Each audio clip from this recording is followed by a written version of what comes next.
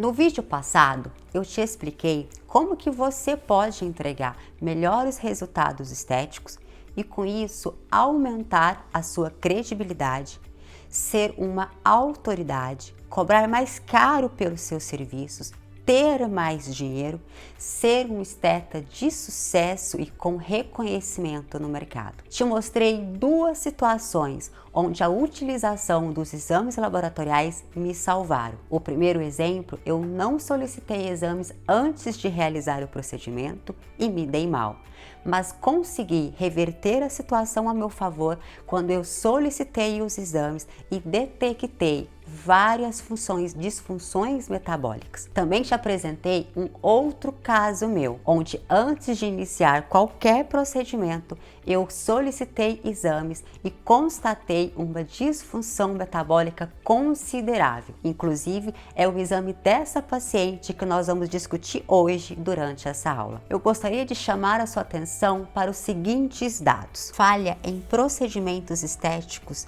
está entre as principais queixas dos tribunais. O Tribunal de Belo Horizonte registrou que cerca de 20% dos processos que acontecem na cidade, 20% são por causa de procedimentos estéticos. O Procon de São Paulo registrou no ano passado 414 reclamações de procedimentos e clínicas de estética. Entidades alertam para o aumento de procedimentos estéticos feitos por profissionais sem preparo. O Ministério Público recebeu mais de 41 denúncias em 2021. a importância da realização de exames laboratoriais como pré-requisito para a realização de procedimento estético de carboxiterapia. Diego da Silva, em seu artigo, afirma a importância de solicitar o exame de hemograma, gasometria e urina tipo 1 como necessidades básicas para atestar as condições metabólicas dos pacientes previamente à carboxiterapia. A importância dos exames laboratoriais no auxílio do tratamento de distúrbios estéticos. Os exames evitam complicações e garantem maiores chances de sucesso do tratamento. Elas possibilitam também a personalização e a individualização dos procedimentos. Antes de procedimentos invasivos, os profissionais estetas devem certificar que os pacientes estão em condições adequadas. Algumas pessoas que passaram pela Covid-19 têm um status de coagulação sanguínea diferente.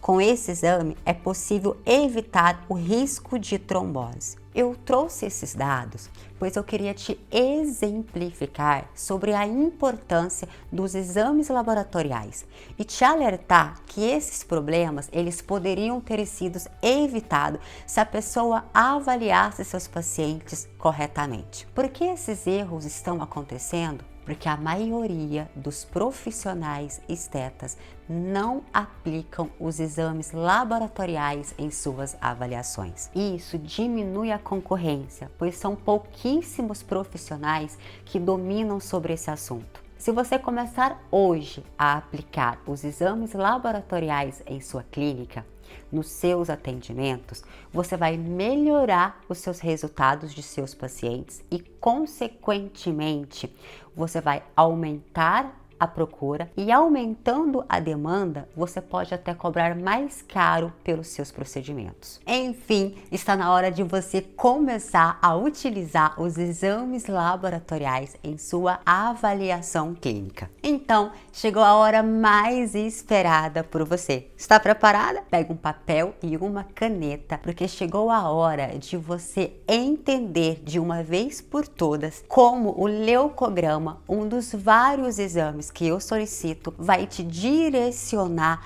para entregar melhores resultados para os seus pacientes. Uma vez que com ele você vai conseguir fazer uma melhor avaliação e diminuir a sua insegurança quando for fazer os procedimentos com aquele medo de não dar o resultado esperado. Então, pegue agora um papel e uma caneta e vamos juntas fazer essa atividade. Então agora nós vamos começar a ver sobre o leucograma, que é a parte branca do exame de hemograma. E esse exame agora que nós vamos discutir é daquela paciente que nós vimos na nossa primeira aula, aquela paciente que tinha queixas de olheira. Lembra aquela que resolveu a olheira sem eu fazer qualquer procedimento estético? É ela que nós vamos mexer. Então, o leucograma, o que ele avalia? Todas as séries brancas sanguíneas, que são as células de defesa, nossas células de imunologia. Então, o leucograma, quando ele está em excesso, quando ele está aumentado, é sinal que o paciente pode estar tendo uma inflamação, uma infecção. Quando os leucócitos eles estão diminuídos, esse paciente pode estar vulnerável a ter uma infecção, uma contaminação. Então é um exame extremamente importante para a gente, porque fala em relação à resposta do paciente em relação à defesa, à imunidade. Se um paciente estiver muito vulnerável à inflamação, infecção, e a gente faz um procedimento num paciente muito sensível, a gente pode inclusive ser o causador desse estímulo para o paciente vir a ter uma alergia, ter um processo inflamatório maior. Então é muito importante que a gente comece a dominar aí esses exames para termos aí melhores resultados estéticos. Leucócitos são a soma total de todas as células de defesa. Então, dentro das células de defesa, nós temos os neutrófilos, os eosinófilos, os basófilos e os monócitos. Cada célula dessa tem um porquê e uma função no nosso corpo. Então, os leucócitos totais são a soma de todas essas células. Os leucócitos totais, o valor de referência são 3.600 a 11.000. Olha o tamanho dessa janela, de 3 a 11 é muito grande. Os valores ideais de leucócito, a literatura pede para que seja menor que 6,5. A literatura tem cada vez mais demonstrado que pacientes que apresentam leucócitos totais acima de 6.500 são pacientes mais vulneráveis a ter qualquer tipo de patologia, são pacientes mais vulneráveis a ter uma doença cardiovascular, a desenvolver um câncer e assim por diante. Essa nossa paciente, aquela que tinha olheira, ela estava apresentando leucócitos totais 9.980. Ou seja, muito mais do que os valores ideais, mas quase no valor de referência. Então, assim, se eu gostaria que ela tivesse 6,5 e ela está apresentando 9.900, isso significa que essa paciente está com um processo de inflamação crônica, inflamação subclínica. O que é isso? É uma inflamação, mas que ela não apresenta sinais e sintomas agudos. Então, o paciente não vai ter dor, rubor, calor, ele não vai ter isso. E exatamente por o paciente não apresentar esses sinais e sintomas, é que essa inflamação ela passa a ser muito perigosa, porque ela é silenciosa, ela é traiçoeira, ela vai estragando todo o organismo e quando o paciente chega a apresentar algum sintoma, ele já está em um quadro de patologia, ele já tem uma doença instalada. Então essa paciente ela tem 9.980 leucócitos e eu gostaria que ela tivesse com 6,5. Isso já explica de cara o porquê que quando eu conseguir reverter o organismo dela, reverter esse desequilíbrio, ela já conseguiu melhorar o sintoma da olheira sem eu precisar colocar a mão nela. Ou seja, já controlei a inflamação dela, automaticamente o organismo respondeu ao meu favor. Neutrófilos. Neutrófilos é uma das células que compõem esse grupo total de células e são as células mais dominantes que nós temos no nosso corpo.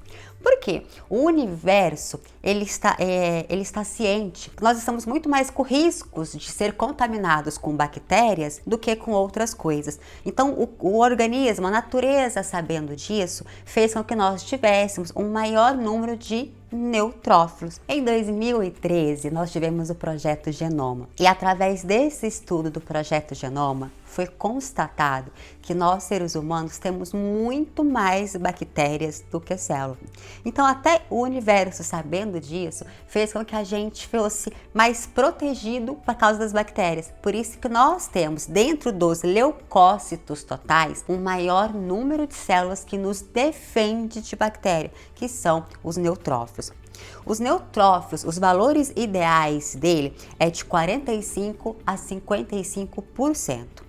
Os valores de referência estão em torno de 45,5 a 73,5. E essa paciente está apresentando 60% de leucócitos, ou seja, ela está 5% acima do valor ideal que eu gostaria que ela estivesse. Quando a pessoa tem o aumento aí de neutrófilo, isso significa que ela pode estar com uma deficiência de B12, de B9, é uma paciente que pode estar com inflamação aguda ou até mesmo inflamação crônica. Como essa paciente não apresenta nenhum sintomas de inflamação agudo e ela possui um número total de leucócitos elevado, isso é uma característica de que ela tem uma inflamação subclínica. Uma outra célula que está aí abaixo do neutrófilo são os eosinófilos. Os eosinófilos, para mim, é a célula mais linda que nós temos no sangue. Quando a gente faz um esfregaço para olhar essa célula, ela é vermelha com uns granulozinhos, muito fofa. Os eosinófilos têm a importância de nos proteger de reações alérgicas, parasitose. Então, quando nós temos os eosinófilos aumentados na corrente sanguínea, é um alerta de que a gente pode estar com uma disbiose ou com verminose ou até mesmo com processo alérgico. Portanto, olha que dica legal. O valor de referência dos eosinófilos é de 0 a 4,4. Eu gostaria que a paciente estivesse com no máximo até 3% de eosinófilo. Essa paciente está apresentando 5%. Com 5%, o que eu penso? Que ela é uma paciente que ela está tomando pouca água. Quando o paciente toma pouca água, a gente começa a acumular toxicidades dentro do nosso organismo. E com a intenção do nosso corpo de reverter essa situação, ele começa a liberar na corrente sanguínea o que eu chamo de defesas nobres. Essas defesas nobres são duas células importantes, o eosinófilo e o basófilo, que é a outra célula que nós vamos ver em seguida dessa. Se o paciente tem, por exemplo, uma suspeita de alergia, os eosinófilos vão estar muito aumentados, algo discrepante, você vai ver aí mais de 10% de eosinófilo. Quando o paciente tem uma suspeita aí de uma verminose, você vai ver 7, 8, 10% também de eosinófilo. Quando você pega aí 3, 4, 5, 6 de eosinófilo, eu já começo a pensar que esse paciente não está tomando água de forma satisfatória, então está acumulando sujeira, restos de toxicidade no nosso organismo. E isso está fazendo com que a medula veja a necessidade de liberar parte da nossa defesa nobre. Então, nesse caso, 5% me chama a atenção a necessidade da paciente tomar água. A outra célula é o basófilo. O basófilo, o valor de referência dele é de 0 a 1%. O valor ideal dele é 1%. Eu gosto, na verdade, de 0,5%. De 0,5 no máximo. E esse paciente está com 2% de basófilo. 2% junto com um eosinófilo de 5 me confirma realmente que esse organismo está precisando usufruir da defesa mais nobre dela. Então essa paciente realmente está precisando tomar mais água para conseguir eliminar esses resíduos metabólicos. Então esses dois exames acabam casando, acabam juntando aí para formar um raciocínio clínico. Depois nós temos os linfócitos. Quantos linfócitos eles estão aumentados, o paciente tem chance de ter candidíase por repetição, pacientes que têm mais chance de ter herpes. É um paciente que ele tem também um indicativo de que ele está com hipotiroidismo. Por que isso? Porque a nossa tireoide, ela controla todo esse sistema, né? Então, o linfócito dela está 27%. O valor de referência é de 20% a 47%. Os valores ideais que eu gostaria que essa paciente estivesse é entre 25% a 35%. Então, 27% para mim tá ótimo de linfócito, tá beleza, não é algo a nível de se preocupar. Por último, né, a última célula branca que nós temos para analisar são os monócitos. Os monócitos são umas células tão especiais que eles têm a capacidade de sair de dentro da nossa corrente sanguínea, ir lá para o tecido e fazer a macrocitose de alguma substância que está nos atacando, de algo que está atacando o nosso corpo. Os monócitos, eles normalmente ocupam 2 a 10% das células sanguíneas, de acordo com os valores de referência. Eu gosto quando eles são entre 3 a 8%. Essa paciente está com 6% de monócito, então tá super bem também. O que me chama a atenção aqui? O número total dos leucócitos. Um número total de 6.980 é algo que eu não gosto, não me agrada esse valor. Eu preciso fazer com que essa paciente vá para 6.500. E aí, através da parte branca, né, do hemograma, que é esse leucograma que nós estamos analisando, existe uma relação que é de extrema importância. É uma matemática super simples, mas que nos passa informações valiosíssimas. É a relação neutrófilo-linfócito. O que é isso? Você vai pegar o valor total de leucócitos dessa paciente e vai dividir pelo valor total de linfócitos dessa paciente. E aí o resultado ideal é que dê menor que 1,5. Se der acima de 1,5 e quanto mais alto dá, mais significa que ela está inflamada. Essa paciente, o número total dela de neutrófilos é 5.988. O número total de linfócitos são 2.694. Então pegue aí o número total do exame que você está em mãos, pega o número total de neutrófilo, o número total de linfócitos e divide. Se der menor que 1,5, é bom. Se der acima que 1,5, não é um bom sinal. No meu caso, a minha paciente deu 2,2. O que isso me indica? Que essa paciente ela está realmente muito inflamada. Essa é uma forma simples, barata, da gente avaliar um dos exames de a quantidade de inflamação, o nível de inflamação que essa paciente tem. Quando a gente tem um aumento de inflamação, nós temos um aumento de estresse oxidativo, nós temos um envelhecimento precoce, o paciente tem uma tendência maior a vir a desenvolver manchas, a paciente vai desenvolver olheiras, como foi o caso da minha. E por que ela desenvolveu olheiras? Porque ela está tão inflamada que a circulação nessa região dos olhos, que são uma circulação mais como vasos sanguíneos de menor calibre, tem uma dificuldade para circular. Então isso acaba fazendo com que essa região responda hiperpigmentando. E uma vez que você controla a inflamação dessa paciente, controla a oxigenação dos tecidos, essa olheira por si só, ela melhora. Foi o caso que aconteceu com a minha paciente. Enfim, vocês acabaram de aprender agora o leucograma. E isso mostra inúmeros benefícios para vocês conseguirem otimizar e entregar melhores resultados para os seus pacientes. Então, aprendeu? Coloque em prática. Durante essa semana, você está tendo condições de compreender sobre o quão importantes são os exames laboratoriais na conduta estética para que você entregue melhores resultados estéticos e o quanto eles contribuem para que você ganhe mais dinheiro, para você montar ou até mesmo melhorar a sua clínica, para que você seja um profissional reconhecido. O mundo está doente, precisando de bons profissionais. Eu gostaria que você tivesse ciência de que você não é profissional esteta à toa. Deus tem um propósito na sua vida. Você tem que contribuir com a vida do seu paciente, com a longevidade, com a beleza, com a autoestima, com a qualidade de vida do seu paciente. Lembre-se, muitos pacientes estão com depressão, muitos estão com autoestima baixa, muitos pacientes apresentam disfunções estéticas, manchas de pele, excesso de gordura, celulite, queda de cabelo.